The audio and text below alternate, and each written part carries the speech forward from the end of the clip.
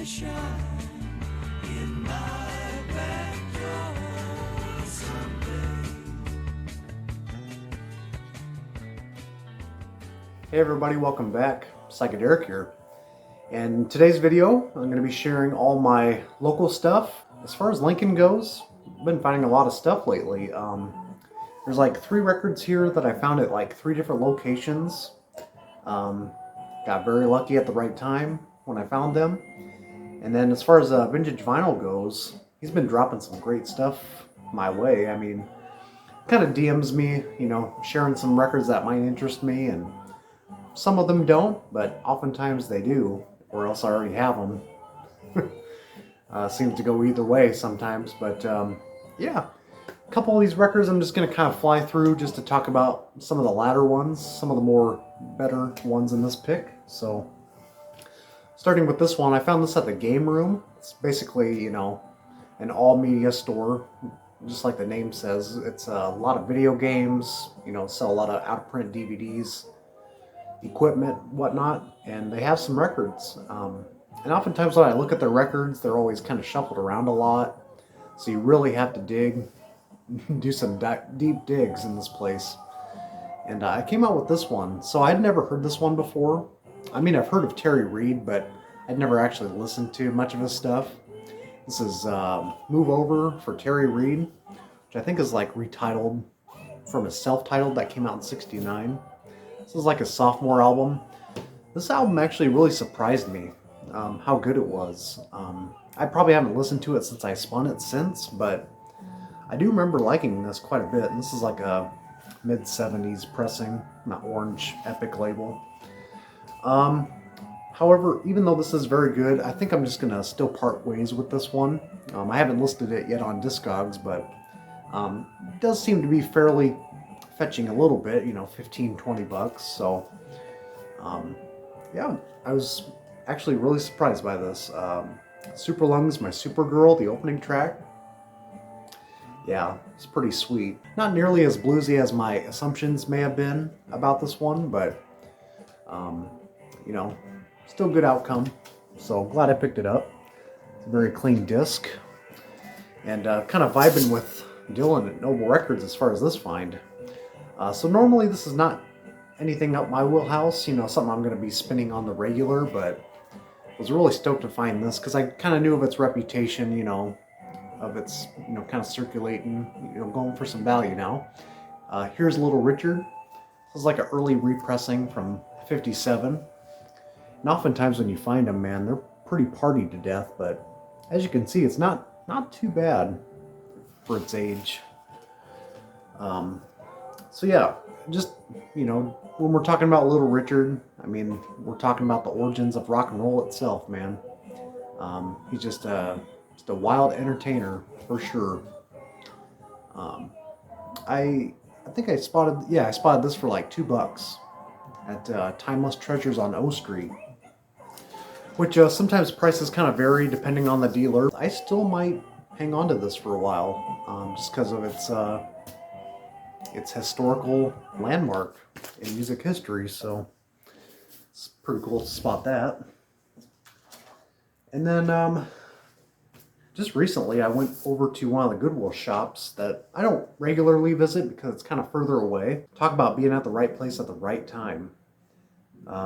I was kind of looking for clothes because I'm going to be attending this wedding on this weekend, and kind of wanted to find something different to wear, not my usual polo shirts and whatnot. And naturally have to check out the record section. This dude brought in like 1,000 records, and this shop, doesn't get a whole lot of records in. He even said there was more in the back, so periodically I've been kind of checking every other day, see if any more, is dropping. And looks like they're very slowly dropping more records in just so they can, make more room. But I dug and dug and dug for like, nearly an hour, and, kind of looking things up, didn't know what all the titles were. And I've been sharing some records on my other channel, Cosmic Minds. Some of you guys may have checked that out already. But as far as the psych titles go, this was the only one I came out with. This is Ford Theater, Time Changes. amongst all the gospel rock records, this is one that was popping out to me. This is a record, I used to have their debut record, which is a little more jammy, kind of prog psych. This one I was not as familiar with, and to this day, you know, now that I've acquired it, I've only listened to side one, but man, this one really surprised me how good this was. I love the title song. It's kind of a nice, very mellow, kind of psych pop track going on. It's very theatrical, you know, it's a musical, and yeah, I'll have to return back to this and finish the rest of it. So, you know, cover's seen better days, but the record's not too bad. ABC label, so still kind of getting familiar with this one. Heard some good things about it, some hit or miss things, but for $1, can't pass it up, man. Even though it's already a fairly cheap record. So these are the ones I found in Lincoln here at Vintage Vinyl. This is one that he did not send me through the DMs, but this is one that's been on my want list for a while.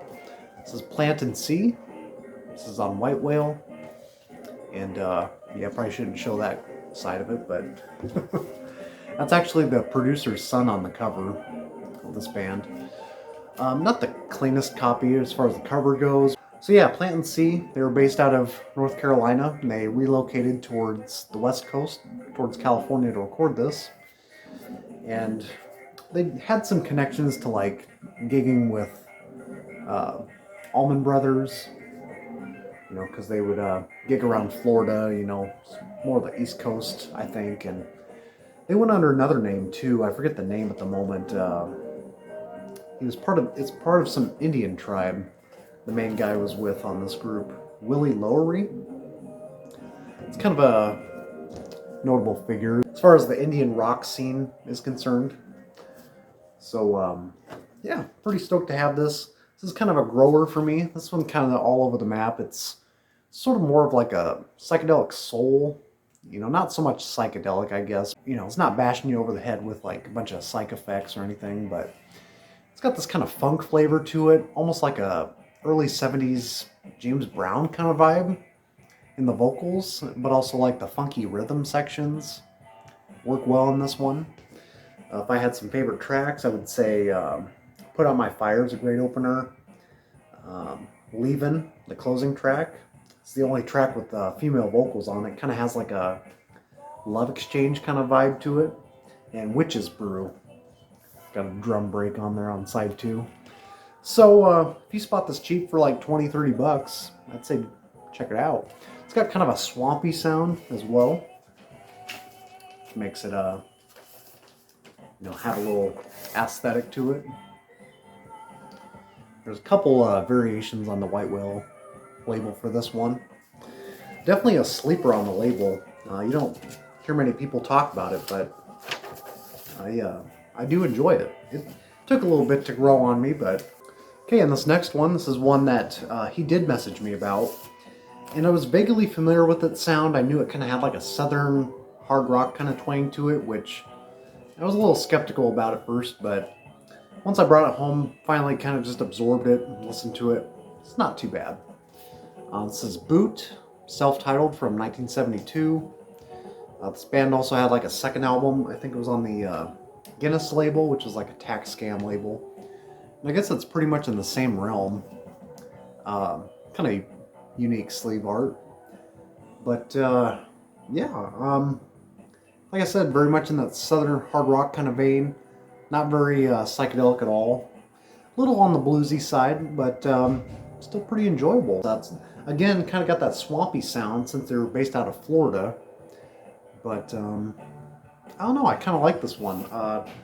Danny's Tune, the second track on here. Lots of extended jams on here, and I've only spun this like maybe two times in full, but got to give it another go to kind of finally see what it's all about. But if you guys like that album Jamul on that Lizard label, you might enjoy this one. It's kind of in that same kind of bar band rock kind of vibe. Kind of a smaller label here. Whoever's dropping these records into Vintage Vinyl, they all seem to have like this indicator of a radio station. I think it was based out of Kearney, Nebraska. So it's kind of cool that they were playing this on the airwaves. These next two, pretty wild, especially this one here. This is actually playing on the turntable right now too. This is Grand Foolin' by Laserpace. This came out in '74, even though it was recorded like almost a year prior. And of all things, this is on the Tacoma label, John Fahey's Tacoma, which, you know, was based on like American primitivism and, you know, lots of folk-based stuff. Then you have something like this, totally like left field, psychedelic prog, but like on the experimental side. And just looking at that cover art, it's just so wild, you know. You have like this laser beam shooting out of the sky, just annihilating all these like ugly hippies, you know. Like, what the hell's going on here? You got all these lyrics on the back, very abstract lyrics, by the way. And just the way the songs are arranged and written, it's just almost like, how did they memorize these tracks to perform them live? Like, that's always been my fascination with some of these progressive bands. Like, how did they memorize these so well? I mean, they have to rehearse the hell out of them, I imagine. Or just have like, you know, time cues or something. The last track on here, Scatter, is where they go all freeform. But for the majority of this, there's a lot of like synthesizer sounds of all shapes and sizes. Just kind of floats throughout. A little bit on the Mellotron side. And most of it's all led by the female guitarist or synthesizer operator, Maureen O'Connor. And it's probably not too far off from like, you know, stuff like Annette Peacock or Paul Bley.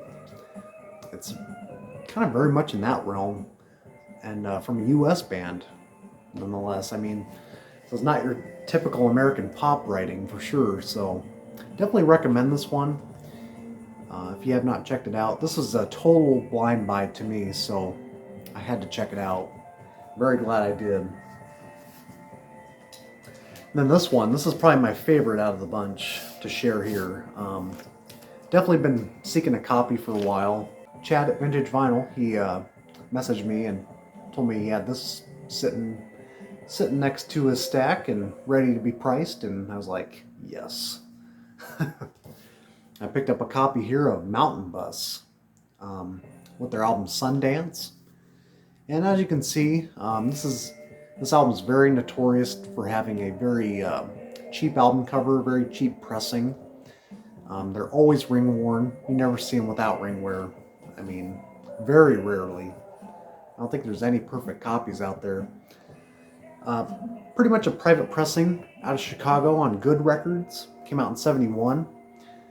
Highly recommend this record if you haven't heard it. It's very much very Grateful Dead heavy, but don't let that scare you. I mean, it's very much Grateful Dead-like, but if it was like less commercial sounding, a little more raggedy, a little more raw. You know, got tinges of Moby Grape here and there. Very much on the rural side of things, but they rock out in spots, and some of their jamming is very well received and conceived and constructed into like these lengthy jams. And my favorite off here is the opener on side 2, I Know You Rider, which I guess was like a traditional blues song. I think the Byrds did it, and maybe Grateful Dead did it. This is a great version of that song. It's got these very mellow, kind of, you know, Byrds Brothers-esque, you know, kind of mellow vocals going on. And yet you have this kind of like that Stingray kind of twangy West Coast guitar sound. Trying to figure out a way to describe it, but it's just so good. You have to give this one a shot. And the band, of all places, was not from the West Coast. They're actually from Chicago, of all places. And, you know, there's a whole backstory with them having some legal issues, you know, with the band name, having Mountain in their name. And these guys even formed before Mountain. And pretty much went bankrupt after this one. And it's been reissued, I think on a Karma, but also Outsider. Outsider, I know, has reissued this, so it's worth investigating. I'll leave a little sample at the beginning of the video for you. It's got a very wavy pressing. Something kind of exciting happened locally as well. So there's a new record shop that opened in Seward, Nebraska, which is not too far from me. It's actually where I work currently. And yeah, this couple opened up a new shop. If you guys remember, maybe about a year ago or so now, there was a couple that had this garage sale, and they always talked about how they had a garage sale, or they had a shop in Tulsa, and they were kind of trying to still sell records, and I bought the Yardbirds album from them. Well, they finally opened up a shop in Seward, and you know, opening day, just decided to go down and see what was happening, you know. And they do curate a lot of like typical classic rock stuff, which, you know, it's not necessarily my bag, but it's what everybody's into. But I was very, very shocked, very surprised, so much so that I had to ask them where they got this from, because this had been on my want list for a while. This is Lunacy. This came out in '76, private pressing from Nebraska. This came out out of Blair, Nebraska. The band was formed from. It was recorded in Ames, Iowa, I believe. I think it's on here. It's yeah, A&R Studios, Ames, Iowa. And I had never heard the whole thing in full, but I knew it was kind of like a progressive rock thing, or at least that's what I heard online. Seems to be pretty damn scarce for the most part. So paid up a little bit for this, but thankfully had some sales cash on me to compensate a little bit. And yeah, side one is very much on the light side, as they say on the back there. And then dark side as side two. I don't know if the band was kind of mocking a lot of pop writing at the time, like Supertramp and stuff, but side one is pretty weak, to be honest. But once you get to side two, they open up a little more, they get a little more ambitious in their writing. You can definitely tell these guys have some chops, and it's kind of like, you know, why didn't they deliver the whole record like that, you know? So I got a track called Rousing the Ghost. Rousing the Ghost is one to check out, see if you guys are into this. But yeah, I wouldn't pay, you know, much of the price it's asking for, but for the right person, maybe it's for you. But we'll see how long this sticks around. I still kind of rank it about a 3.5 out of 5 stars at the end of the day, considering how strong those, you know, last few tracks are. But nonetheless, still very happy to find this Lunacy. So they actually said they found it not too far. It's like between Lincoln and Seward, there's a little town called Pleasantdale, and they said they found it in like this little shed or something. It wasn't like a shed, but like a garage or something. Stored a lot of oddities and curios and stuff like that of records. So definitely awesome to spot that. So anyways, guys, that about wraps it up. So thanks for tuning in again. Hope you guys have a good weekend. I don't know when this video is coming out, maybe tomorrow or Saturday. So till then, stay tuned.